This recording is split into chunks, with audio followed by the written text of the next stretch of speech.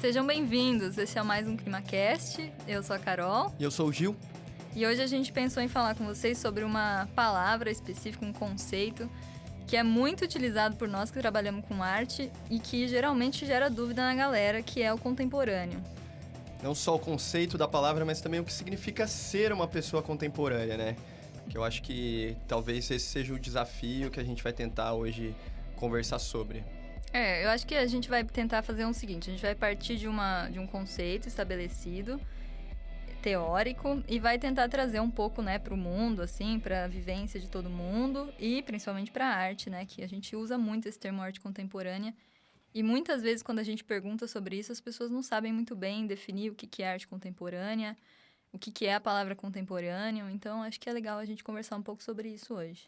Então, porque é uma palavra que é usada de várias formas, em vários âmbitos diferentes, né? Por exemplo, na história... E usada de formas diferentes, né? De formas diferentes. Na história, a gente está na Idade Contemporânea desde da queda da Bastilha no início da Revolução Francesa, sabe? Uhum. Da mesma forma como a gente já passou da Idade Moderna, mas vira e mexe a gente fala que alguma coisa é moderna nos dias de hoje. Né? O próprio conceito moderno ficou um pouco não turvo. entendido. A galera ainda tem uma certa dificuldade, porque a gente usa moderno na história, a gente usa moderno na arte, e são sobre períodos diferentes, sobre coisas diferentes.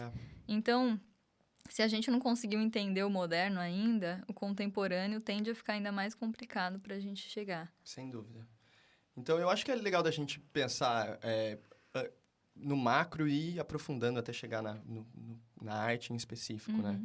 Então, para mim, pelo menos, o que eu penso, talvez, eu não sei se a Carol discordar de mim, não tem importância, mas quando a gente fala de que, por exemplo, eu e ela somos pessoas contemporâneas, significa que a gente viveu na mesma época, que a gente, de alguma forma, estava vivo no mesmo período de tempo.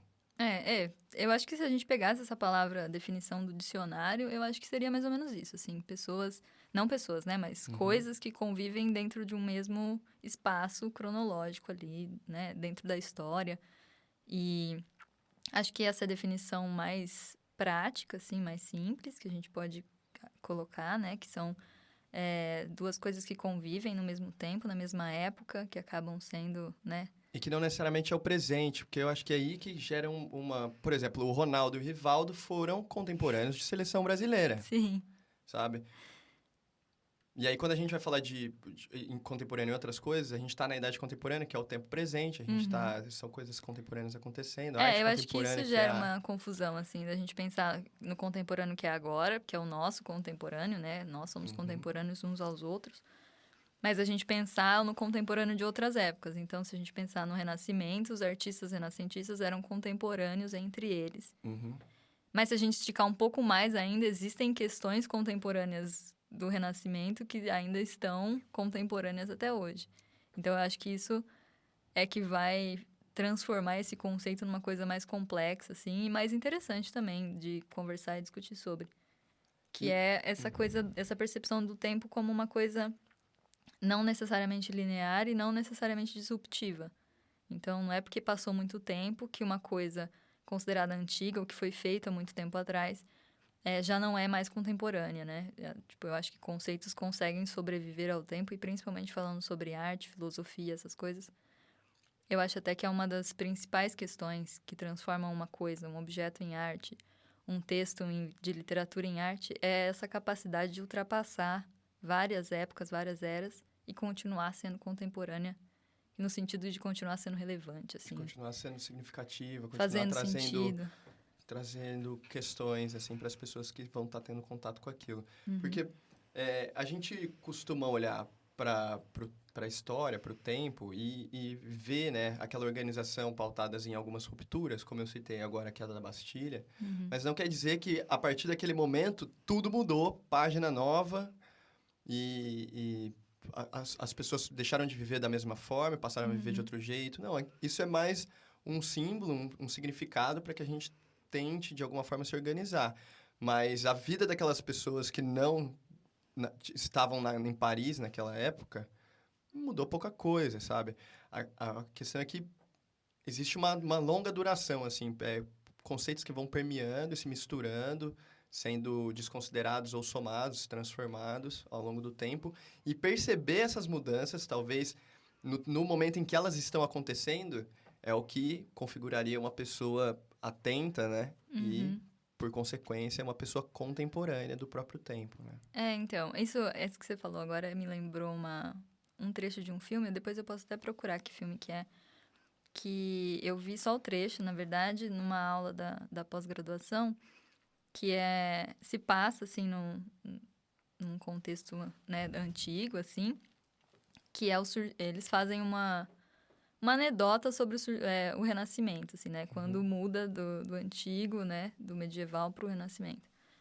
E aí fica passando uma pessoa em cima de um cavalo gritando que começou o Renascimento. Então, ele tá meio que na função ali de anunciador. De anunciar que a partir de agora as coisas mudaram e que as pessoas têm que viver de outra forma, sabe? Então, quando a gente pensa em como a história é contada, muitas vezes parece isso, assim. Parece que daquele momento, existe um momento específico que alguém anuncia e aí tudo muda.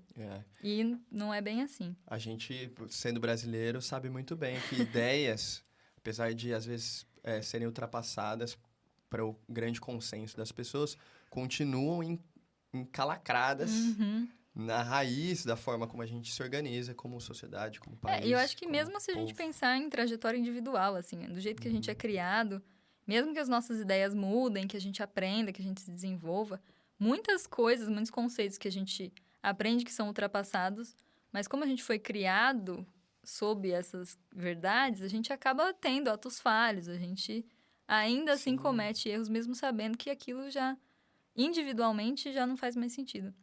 Então, pensando isso em sociedade, eu acho que vai muito mais tempo para uma transformação realmente ir se desenrolando até acontecer de uma forma significativa, assim, que vai mudar a vida das pessoas, assim. Exato. E, assim, uma pessoa que tem essa intenção de ser contemporânea no próprio tempo, de conseguir perceber essas mudanças que são lentas, essas transformações que ainda não aconteceram, a gente pegou uma pessoa em específico que escreveu um texto que se chama O que é Ser Contemporâneo, que é o Agamben. É o George Agamben. George Agamben. E a gente trouxe aqui algumas definições para a gente debater com vocês, porque o que ele diz, que eu acho que talvez seja o pensamento central, é que a pessoa que está completamente assimilada dentro do tempo, aquela pessoa que está sempre pontual, na moda, vamos dizer assim, está condizendo né? totalmente Condiz com tudo que está acontecendo, completamente imersa dentro daquilo. Acompanhando as tendências, acompanhando, vamos dizer assim, né, uma maré, uma força de zeitgeist, vamos dizer, que vai empurrando a gente a fazer as coisas que a gente faz. Essa pessoa não pode ser considerada uma pessoa contemporânea, porque exatamente por isso ela não consegue perceber as mudanças. Por ela estar tão intrínseca dentro desse contexto, ela não consegue perceber as coisas que estão por vir e não comparar com as coisas que já aconteceram, e por conta disso ela não consegue se descolar desse presente. Eu acho que aí a gente já está entrando num conceito específico, né? A gente definiu o contemporâneo no começo, e aí agora a gente vai caminhar para um conceito específico onde o Agamben, ele tenta criar esse ser contemporâneo, né? Como um ser que vai ser diferenciado do resto, porque justamente ele vai conseguir compreender o tempo de outra forma. E aí ele vai colocar isso muitas vezes na figura do poeta, na figura do artista, que são essas pessoas que conseguem ter uma percepção diferenciada do próprio tempo. E aí ele vai dar essa nomenclatura de o ser contemporâneo. Isso vai fugir um pouco dessa definição básica do termo, porque aí já entra em outra coisa, porque aí, sabe, nós somos contemporâneos ali na definição básica. Mas aí ele vai criar esse ser, né, essa pessoa, essa figura, esse personagem que vai ter uma consciência diferenciada do próprio tempo e que muitas vezes por causa disso, vai atuar nesse tempo de uma outra forma. Então, ele vai definir isso com vários exemplos que eu acho que são legais a gente fazer aqui, de passar com vocês. E aí, se vocês quiserem, depois... É muito fácil de achar esse texto Tem em todo lugar na internet. Eu acho que ele é muito usado. Porque, ele, assim, eu não acho um texto super simples. Não é. Mas ele não é curto. Ele não é comprido, exato. E eu acho que se você prestar um pouco atenção, assim, porque ele escreve de um jeito, eu acho que poético, assim. Também. Eu gosto do jeito que ele escreve, que ele vai elencando umas coisas de uma forma meio poética também, assim, para você conseguir entender, mas também não ser um teórico duro, assim. Essa é uma ótima palavra, duro. Porque eu acho que tem esses textos que são muito duros, assim, né? Que é aquela teoria pesada, que é cansativo, que às vezes é até mais fácil de compreender, mas é um texto cansativo. E ele vai traçando, assim, vai tendo um fluxo um pouco Citou alguns mais leve. exemplos que fogem da filosofia, que são mais Exemplos concretos, práticos, assim, e alguns poéticos, algum poema, literalmente, alguns poéticos que vão falar de astronomia, assim, que eu acho muito legal. E, enfim, eu acho legal eu e o Gil passarmos por todos esses exemplos. E também, assim, a gente não falou isso no começo, mas nós não somos especialistas em Agamben. A gente é enxerido. Gosta desse texto, a gente já usou esse texto no nosso trabalho com arte e educação, que foi uma coisa para pensar mesmo a contemporaneidade, que é uma coisa que a gente faz muito como educadora, assim, de colocar todo mundo para pensar sobre o próprio tempo, sobre o próprio papel social. Então, indivíduos críticos, né? Porque entendendo como a gente veio parar aqui, você consegue meio que traçar uma curva de perspectiva em relação ao que está por vir, né? E aí a subtração dessas coisas é onde você vai tentar se colocar como agente transformador. sim. Se você não concorda com o rumo que as coisas estão tomando e percebendo isso, né? Sendo uma pessoa conscientizada, né? Dos acontecimentos do mundo e olhando isso de fora, que eu acho que essa que é a grande parada, se deslocando e percebendo esse movimento, mas tentando se colocar de fora, é o que a gente consegue, a partir daí, traçar planejamentos, planos para transformar o que virá a ser o futuro. Eu tive um professor, inclusive, Marcelo Miller, queremos você aqui. Fica o convite. Esse bordão aí dos podcasts, mas seria muito legal se você viesse, mas o Marcelo Miller sempre falava que quem está no furacão não vê o furacão. A pessoa que está no olho do furacão, ela não vê o furacão, nem o estrago que ele está fazendo, nem a pessoa que está lá no meio não consegue perceber. É bem isso que a gente falou no começo, dessa coisa do estar totalmente dentro da própria época, né? Quando você está muito dentro disso, você não consegue perceber o entorno, assim, né? Você está ali distraído mesmo com essa vida, com esse tempo, com esse modo de operar. Porque isso ele é anestésico mesmo, né? E é muito confortável, né? Confortável, exato, de você seguir as coisas.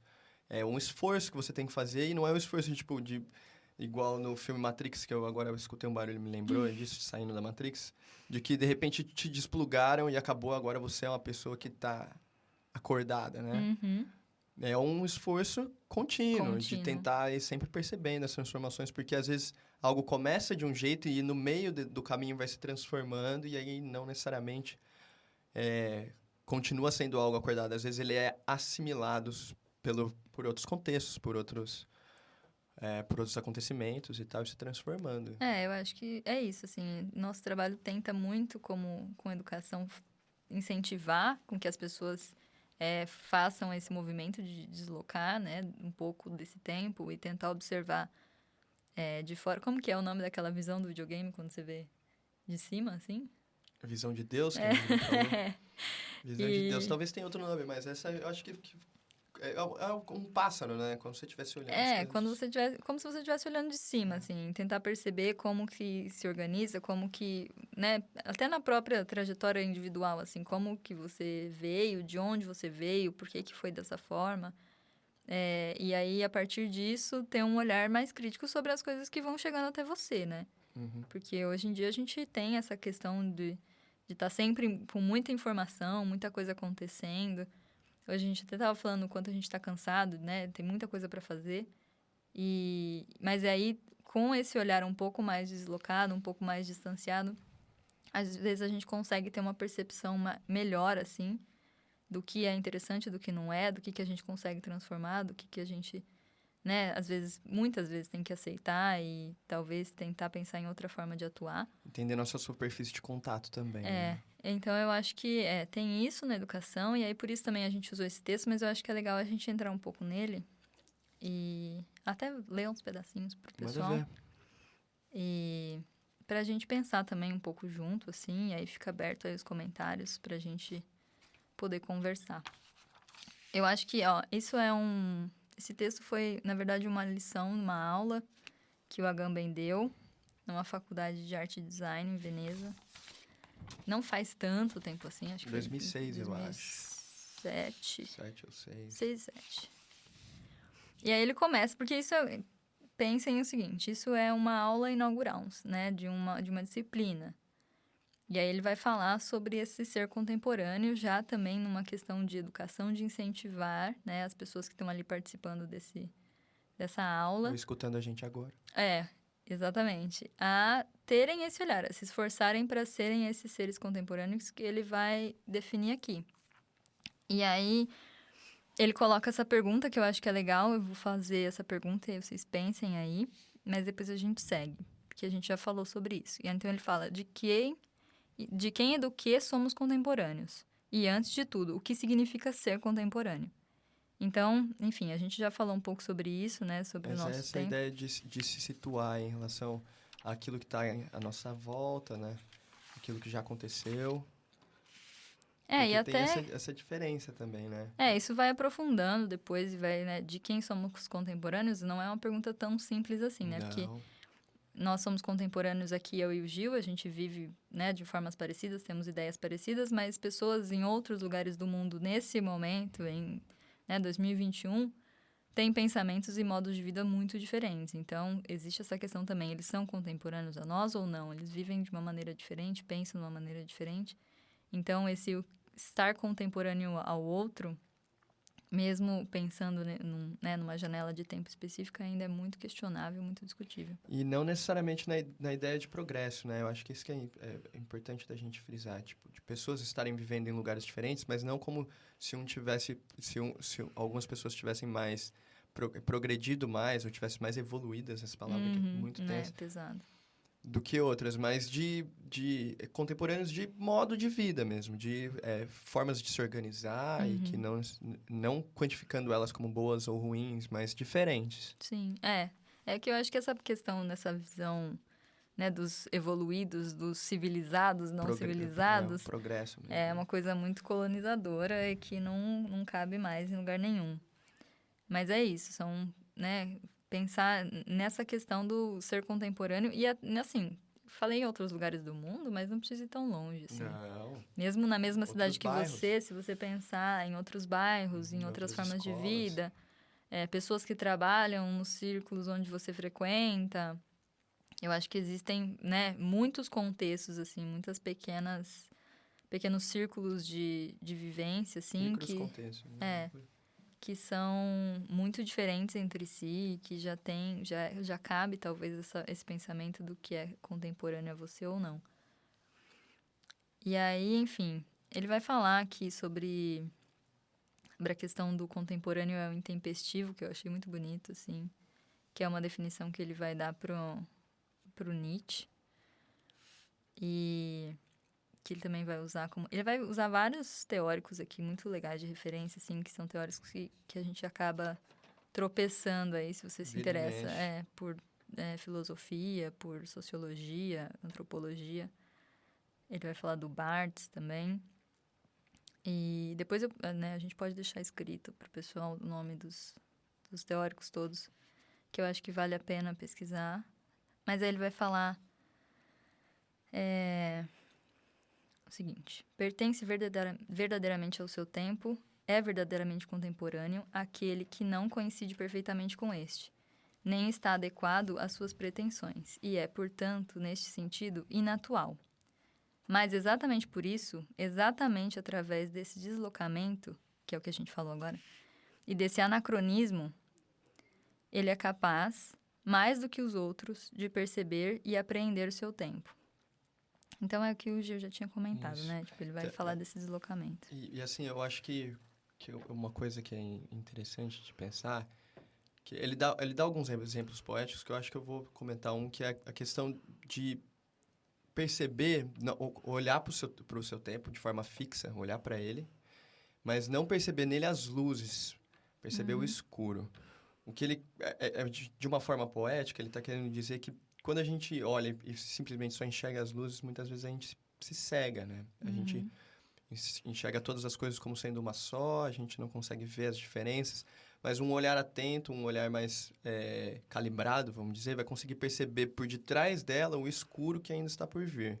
E aí ele usa uma metáfora em relação às estrelas, que é aquela coisa que no Cosmos, inclusive ótima série para se assistir, Sim. tem um episódio que tem um cientista e o seu filho comentando que ele fala, olhando para o céu, de que o céu é um cemitério de estrelas, porque aquelas luzes que a gente está vendo nesse momento são de coisas que já acabaram, são estrelas que já não existem mais.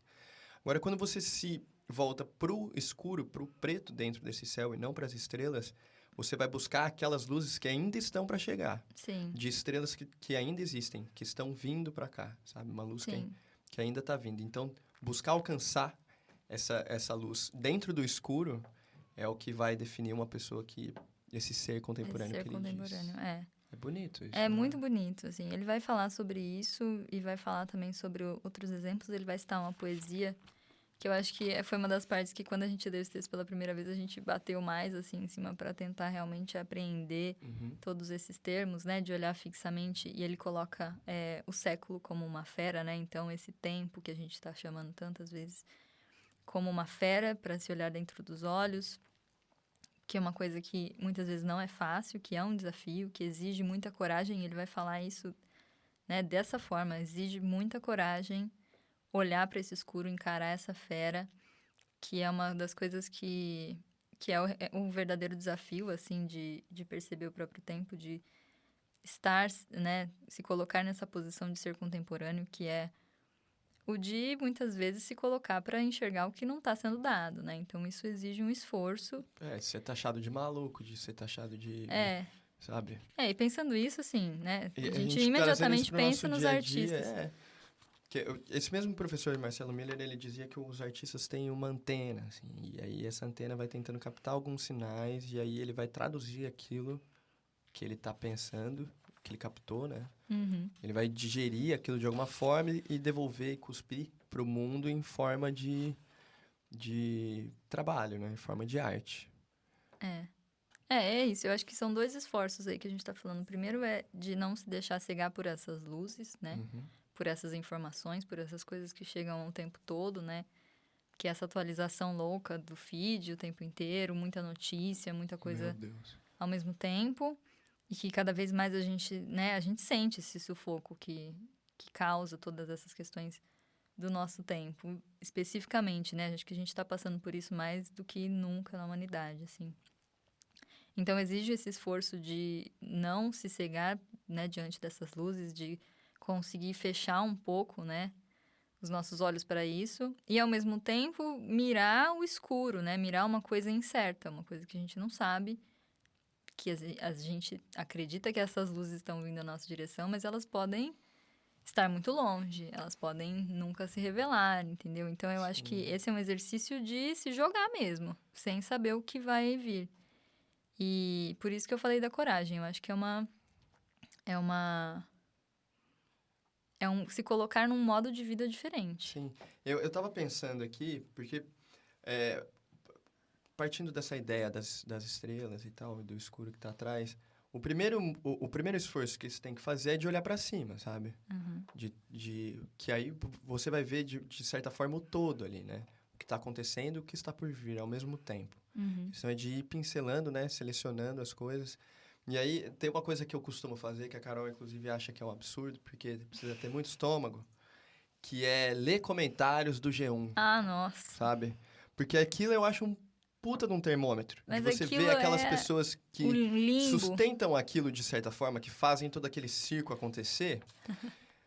Não, comentando aquilo. E aí, de acordo com o estar mais favorável ou mais contrariado em relação àquela notícia, já vai me preparando para o que pode vir a acontecer numa coisa mais macro, como, por exemplo, uma eleição, como, por exemplo, uma tomada de... uma atitude em relação, por exemplo, à pandemia, de... lá, as pessoas estão preocupadas de verdade, elas vão querer ficar em casa. Ou... com os comentários que estão lá de pessoas comuns vivendo a sua vida, vai ser, para mim, pelo menos, eu tento olhar para isso, analisando como se fosse um termômetro, para depois eu falar assim, ó, gente, as coisas não estão caminhando do jeito que dentro da nossa bolha, Instagram e Facebook, de pessoas que a gente segue ou de pessoas que a gente dá like, não tá sendo colorido, assim. Porque Sim. é aquela coisa, tipo, no meu Instagram, quem teria sido eleito presidente teria sido o Haddad, sabe? Mas não foi isso que aconteceu. Então, a gente... Dentro do Instagram, muitas vezes, é o que cega a gente. Da gente achar que todo mundo concorda com a gente, seja de qualquer espectro desse político, por exemplo, que tem pessoas que são pró-bolsonaros, bolsominions. Dentro do Instagram delas, se você pegar para ver, até as propagandas que mostram para elas confirmam as posições que ela tem. Então, é uma pessoa que não só está cega, mas que foi cegada, sabe? Sim. Que é cegada todo dia. Não, e que vale para os dois lados, né? Eu acho que a gente também fica cego, né? Que nem... eu não tenho estômago para ficar lendo o Comentário G1. do G1 é engraçado. Eu não consigo fazer isso. E muitas vezes eu tenho que parar e reconhecer, assim, que eu vivo numa bolha de um privilégio de ter sempre... nas minhas redes sociais e nos meus círculos sociais, assim. Agora não existem mais, né? Os sociais fora da internet. Pois é. Mas muita gente que pensa parecido comigo. Muita gente que concorda com as minhas posições políticas. E, às vezes, quando eu me deparo com uma notícia dessas, ou quando eu me deparo com uma pessoa que tem uma ideia diferente da minha, pra mim é um choque. Como que você tá pensando É um assim? choque pensar em como que a pessoa tá vivendo naquilo. Não tá vendo tudo que tá acontecendo. Mas, ao mesmo tempo, eu também não tô vendo o que tá acontecendo com ela, sabe? Ao mesmo tempo, eu também tô cega ali na minha bolha que pensa daquele jeito e não tô vendo que no resto do país, no resto do mundo, as coisas estão, muitas vezes, indo pra um caminho totalmente diferente. Coisas que a gente nunca imaginou, que a gente achou que estavam mortas, enterradas. Exatamente. Aparecendo com uma força inacreditável e, assim, tava na nossa cara, sabe? Tava na nossa cara. E é uma pergunta que eu costumo fazer com as crianças que vão lá no nosso trabalho, que é se é possível uma pessoa ter uma cabeça lá no passado, ou o contrário, né? Aquela pessoa pensa lá na frente. Sim. Se essas duas coisas são possíveis. Porque, no final das contas, se essa pessoa está viva no momento, tanto aquele pensamento dela que a gente olha e fala, nossa, isso aqui é muito atrasado. Se aquela pessoa está viva aqui, conversando, falando essa bobeira, isso, esse tipo de ideia é presente. Não está morto. Ele é real, ele está aqui. E vice-versa, uma pessoa que está, nossa, essa mesma expressão, né? Pensando lá na frente. Se ela está aqui pensando isso, não está lá na frente. Já é realidade. Que ela está percebendo de outra forma, ela está percebendo de outra forma. E às vezes percebendo o que a gente não está percebendo. É isso. Então, tem essas duas questões, assim, que eu acho que são muito relevantes. E eu até lembrei, assim, eu participei de um outro... Não é um podcast, mas é um outro programa virtual, assim. Tá toda que é o We Are On. E os meninos falam muito sobre essa questão do ser ativo na forma como você consome informações. Então, assim, onde você procura informações no seu dia a dia, né? Você aceita só o que vem ali no Instagram, no seu feed, no seu Facebook, ou você entra em sites de notícia que são, né, mais jornalísticos mesmo, que você confia, entra em outros que você talvez, né, não concorde, mas confie. Não, às vezes nem confie, mas saber que aquilo tá tendo uma repercussão e que aquilo realmente as pessoas estão vendo aquilo, né? Mesmo que um você impacto, ache que não é real, mas que, assim, pessoas estão acreditando naquilo o tempo todo. Então, assim, é claro que muita coisa vem pra gente hoje, muitas informações já são dadas, já estão ali no nosso celular o tempo inteiro. Mas você ser ativo em relação a isso, de você saber separar o que é confortável para você e o que você realmente tem que buscar e entender o porquê que tá vindo desse jeito. E a gente já falou várias vezes lá também sobre a questão do algoritmo. Então, como que esses algoritmos operam na sua vida e você ter consciência de que muito do que aparece para você é por causa disso, por causa das coisas que você pesquisa, pelas coisas que você, né, clica lá de alguma forma. E aí isso vai te blindando de outras coisas que estão acontecendo no mundo, que estão sendo relevantes. E que você tá passando aí batido sem saber nem o que tá acontecendo. Então, por isso que eu falo às vezes, né? Eu falei que eu não tenho estômago pro G1, porque às vezes eu não tenho coragem. Essa coragem do ser contemporâneo, de observar esse lado podre, assim, da sociedade, muitas vezes falta para muita gente, né? De realmente parar e ouvir. E eu já ouvi algumas pessoas falando que esse é um grande erro político, né? Que a gente estava vivendo como se fosse um sonho, sem olhar para o outro lado, né, para a oposição que estava acontecendo em relação ao que a gente estava vivendo. E aí, uma hora, esse jogo virou e a gente ficou ali sem saber de onde estava vindo isso, porque a gente não observou. Foi isso. Então, assim, de quem foi a culpa, afinal? Né? A gente não se colocou para perceber o nosso tempo de forma mais ampla e muitas vezes a gente está fadado a se chocar com ele. E não é por falta de pessoas trazendo esse debate, puxando esse tipo de conversa. Me vem sempre na cabeça o Chomsky, com essa ideia de mundo líquido e relações líquidas e tal. Ele não falou isso depois do Tinder, sabe? Não. Ele não falou isso depois, ele não falou isso agora. Ele vem falando isso há um tempo, sabe? E aí a gente se continua passivo em relação a isso. A gente muitas vezes prefere um filtro que é daqueles que tinha aqueles quiz que tinha no Facebook, você aceitar seus dados e entregar eles para as pessoas de mão beijada e que não sei o quê. E aí depois você vê que o seu Facebook começa a mudar e as coisas que vão trazendo para você são só coisas relacionadas à sua bolha.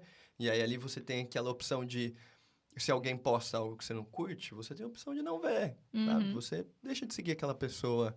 E aí, de repente, você está imerso dentro daquilo e rompendo laços e ligações com outras pessoas que pensam diferente. Isso é muito prejudicial também, até, assim, quando você lida com pessoas que pensam diferente e você se coloca a conversar e debater, isso faz com que você se desenvolva, com que você desenvolva o seu próprio pensamento, sua própria posição, seus argumentos. Então, eu acho que isso faz parte do desenvolvimento humano, assim. E o que você falou, assim, dessa questão das pessoas não se interessarem, assim, né? Tipo, existem filósofos já falando sobre isso, muitos artistas falando sobre isso. E eu sempre, toda vez que eu paro para pensar sobre essas questões, é educação.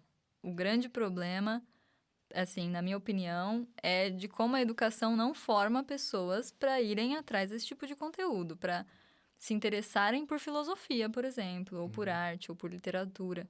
Porque, essas pessoas estão falando, mas eles fazem parte de uma elite intelectual, assim, que para quem estuda em escola pública, para quem teve uma educação formal, assim, básica, muitas vezes é difícil de inalcançável. Saber que existe, né? Eu sempre digo isso, que a gente não sente falta daquilo que a gente nunca teve, entendeu? Então, a gente, estando dentro dessa inércia, quebrar um corpo que está em repouso tende a permanecer em repouso. A não ser que ele tenha algum empurrão, né? Exato. E muitas vezes isso é um acontecimento global, como essa pandemia.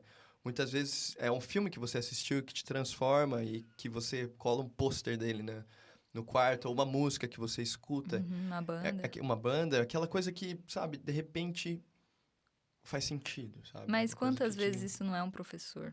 Então. Eu acho que muitas vezes é. Muitas vezes eu acho que, eu já fiz de citar o meu aqui 2 vezes. Pois é, e eu citei um meu também. Então, assim, eu já fiz essa enquete no meu Instagram, assim, sobre professores que mudaram a nossa vida, assim. E todo mundo tem uma história dessa para contar, assim, não. Esse professor dessa disciplina pode ser no começo da educação, lá na educação fundamental, ou no ensino médio, ou na faculdade, mas todo mundo vai ter essa figura. E eu acho que isso, assim, é muito importante até para os professores que, se por um acaso estiverem escutando o podcast, assim, o potencial transformador e, assim, que eu falei da questão da educação ser fundamental para transformar essas pessoas em seres críticos, em seres contemporâneos que vão... Educação libertária, como diria Paulo Freire. Exatamente, que vão pensar sobre o próprio tempo com um olhar crítico, com uma percepção um pouco mais apurada, tá muito, muito, muito calcado na educação, e educação não existe sem professor. Então, assim, eu acho que é um potencial que a gente vê, assim, muito grande e que eu entendo completamente a desvalorização total da categoria. A gente passa por isso também. Sim.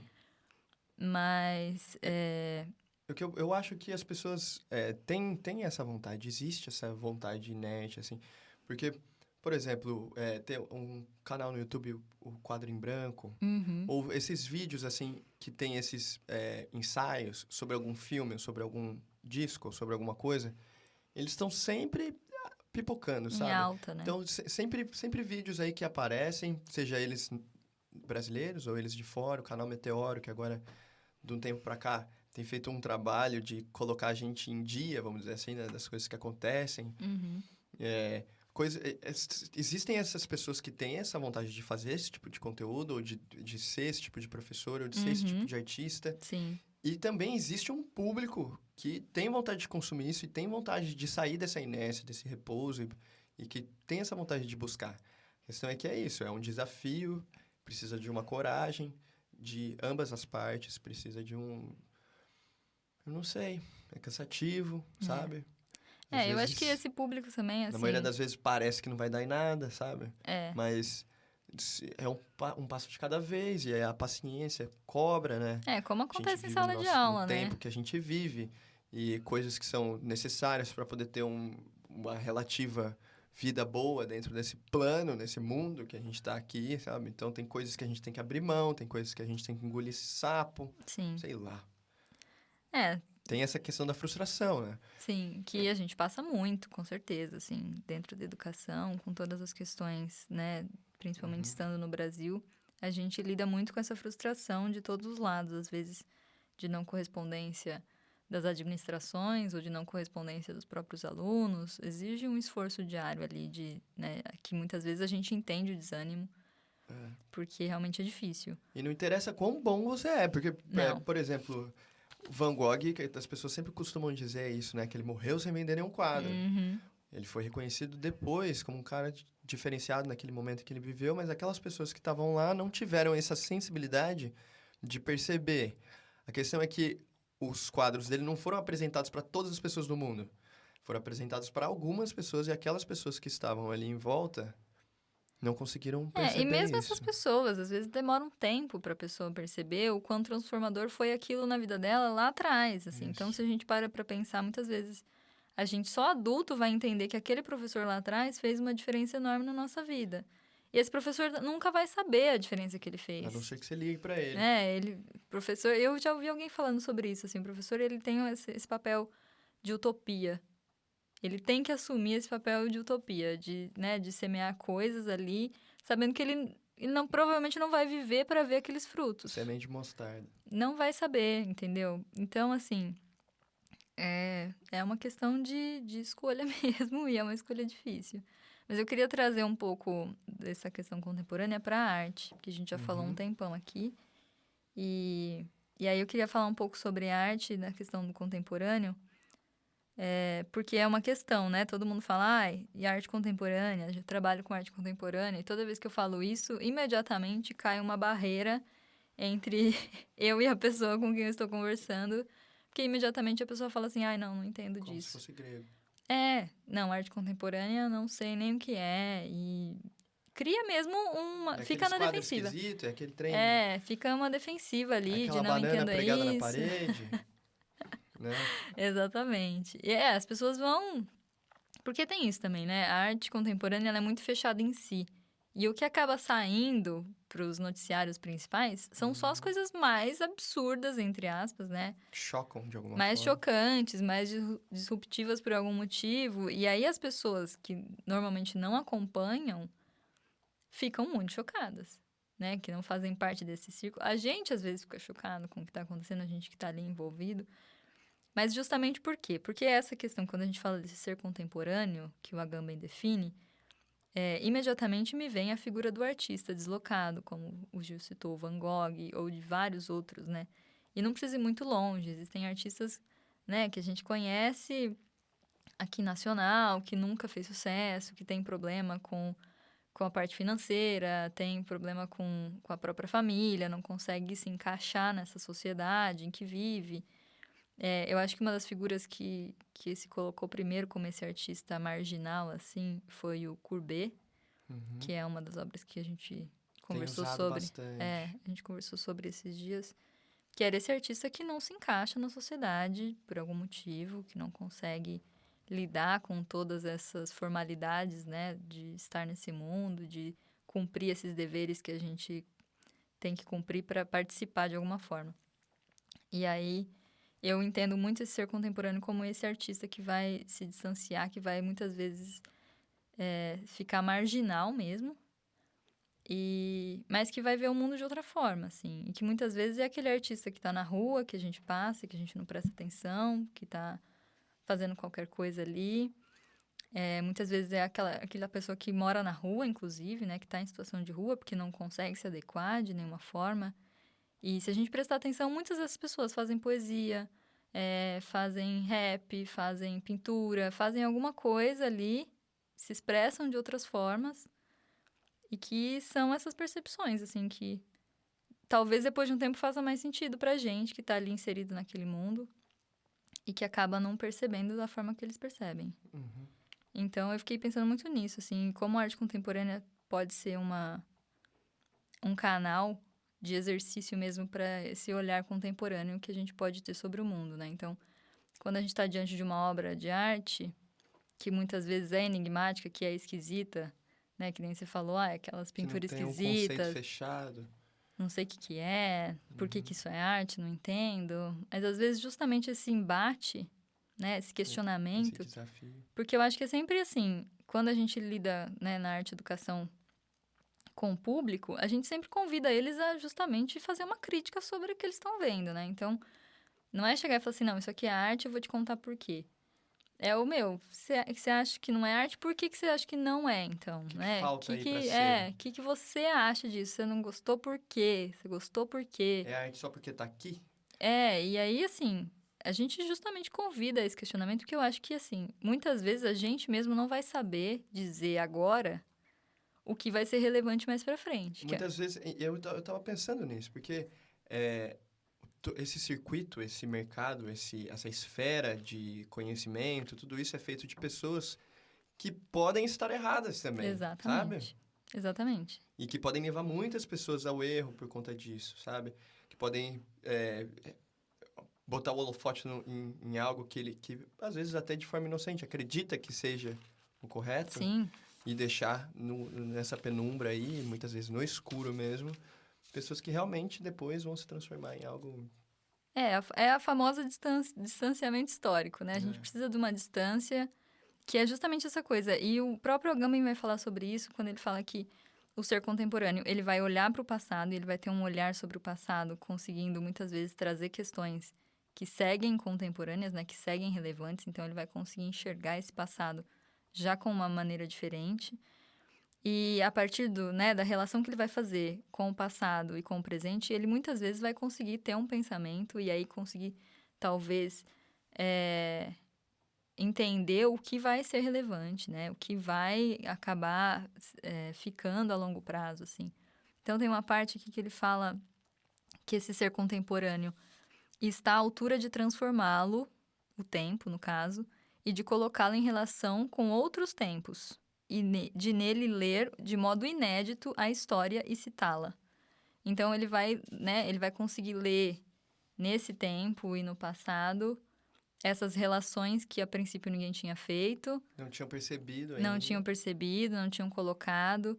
E isso eu entendo muito no crítico de arte, assim, quando a gente sabe aí que no decorrer da história existem críticos que acertaram muito e que conseguiram, registrar produções artísticas que realmente foram geniais, que foram essenciais para o desenvolvimento da arte.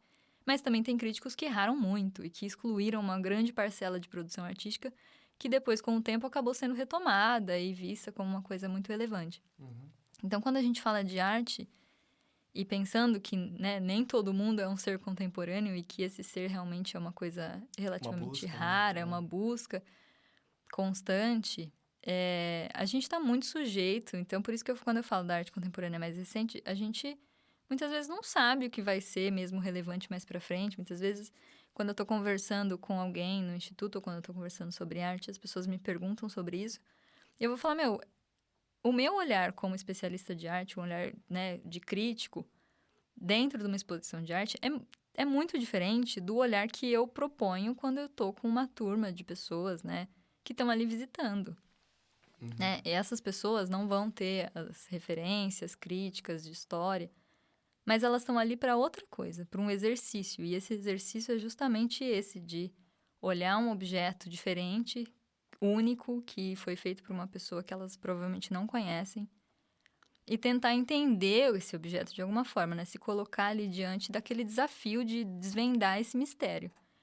E quando você faz isso com uma obra de arte, quando você faz isso com muitas obras de arte, você acaba fazendo isso na sua vida. Como uma coisa, né? Você vai se colocar diante de uma notícia dessa forma também. Como desvendar um mistério, de entender o que está por trás disso, não só aquela manchete que está ali na sua frente. E eu acho que isso é o que define muito bem o que é o ser contemporâneo, né? De olhar o mundo como um eterno mistério.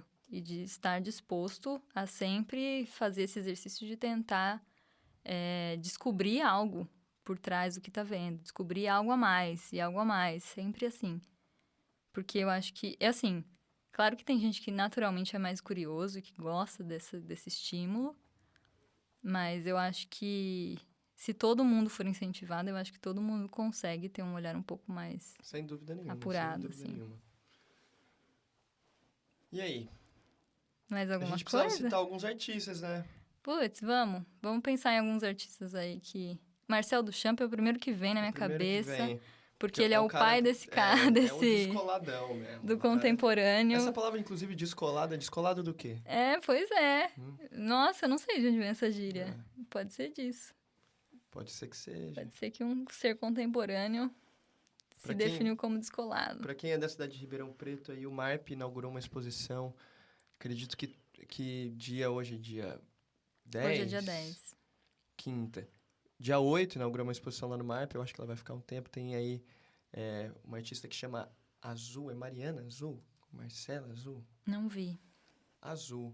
Eu mandei para você. Você não vê as coisas que eu vejo, Carol. Eu vejo, mas eu não fiz a associação de que era uma pessoa que estava expondo no MARP. Fernanda Azul. Fernanda Azul. Eu acho que ela é uma pintora que sabe? Eu não sei se quando o podcast sair ainda vai estar. Talvez esteja lá, mas ok. Mas se não tiver, procurem. Azul.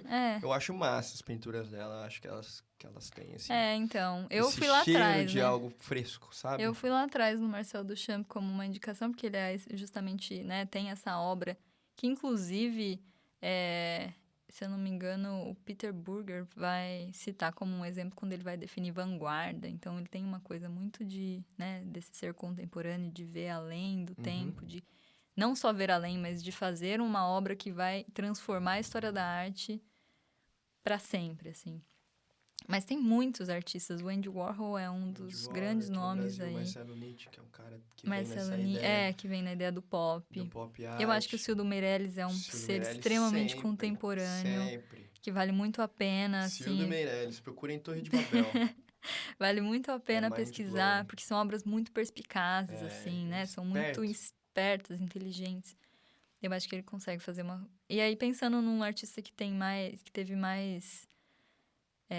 uma relação mais sentimental com o mundo, vem o Leonilson, vem o Jorge Guinle, que são a geração... Eu tô muito contaminada com a geração 80, então pra mim é quase que automático falar sobre geração 80. Então até pesquisa a geração 80, que é muito envolvido nessa paixão pela pintura, nessas emoções explosivas, assim, que é um estar contemporâneo muito ligado com o individual, com os próprios sentimentos, que... Por exemplo, o Cildo Meirelles é um pouco mais racional, assim, um pouco mais crítico socialmente.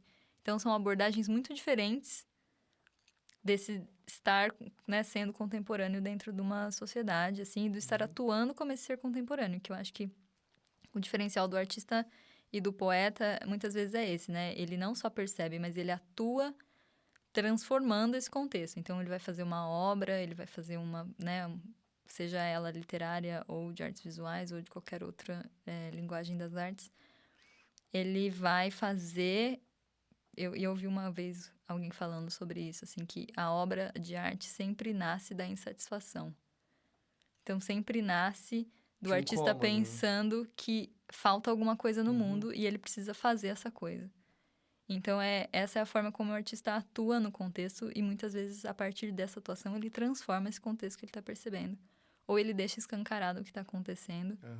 E aí, a partir disso, também gera uma mudança, porque as pessoas passam a compartilhar desse pensamento e, talvez, agir de formas diferentes também. Eu acho um artista que eu acho que tem essa perspicácia, um cara que consegue perceber a forma como a nossa sociedade se organiza e trabalha ela dentro das artes visuais de uma forma muito bem humorada, é o Guto Lacasse. Ah, é verdade. Guto Lacasse. Ele tem um humor muito, muito bom mesmo. É uma coisa de perceber essas relações que a gente tem diárias com as nossas coisas, com as nossas roupas, com o nosso trabalho e tudo isso, e de alguma forma tirar uma onda da nossa cara, de falar, olha o jeito que a gente vive. Não Exatamente. olha o jeito que vocês, mas olha o jeito que a gente vive. Porque ele é parte desse tempo também, nós somos todos aqui.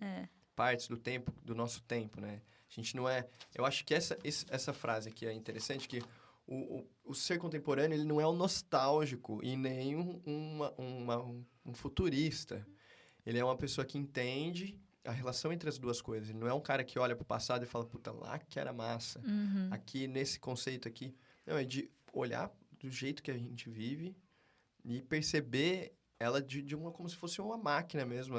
Perceber as engrenagens, as coisas que seriam os combustíveis para que os acontecimentos aconteçam, né? Mas é bem por aí. E eu acho que o Guto Lacasse é um desses caras. É verdade. Então fica aí como última sugestão. A gente encerra por aqui.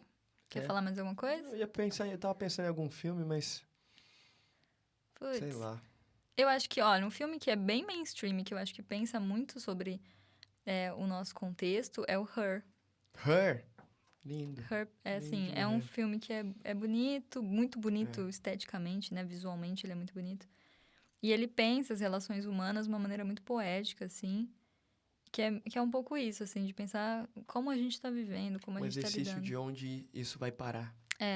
Eu acho que é um exercício de imaginação interessante. Então, pra não ficar Mandou bem, zaço. sem uma indicação de filme, ficam com essa. Então, bom... Falou, galera. É isso aí. Até a próxima. próxima. Sigam a gente no Instagram, @clima.art, por favor. E sigam aqui também. Sigam a gente aqui. A gente vai continuar postando outros podcasts. Tentem acompanhar a gente. Vai estar no Spotify, vai estar no YouTube também. Isso. Que aí vocês escutam da forma como vocês quiserem. E dentro do Instagram, eu acho que a gente sempre está discutindo alguma coisa lá que aconteceu ou que veio até a gente por algum motivo. E existe esse canal de conversa, que é o DM. Mas do último programa eu falei isso também, eu acho que vale a pena falar. Que se vocês quiserem mandar um e-mail pra gente, o nosso e-mail é emaildoclima@gmail.com. E-mail sem tracinho, tudo sem junto. Tracinho, tudo junto, emaildoclima@gmail.com. Eu sei que o nome é muito bom. Gente, um abraço. Tchau, tchau, até a próxima.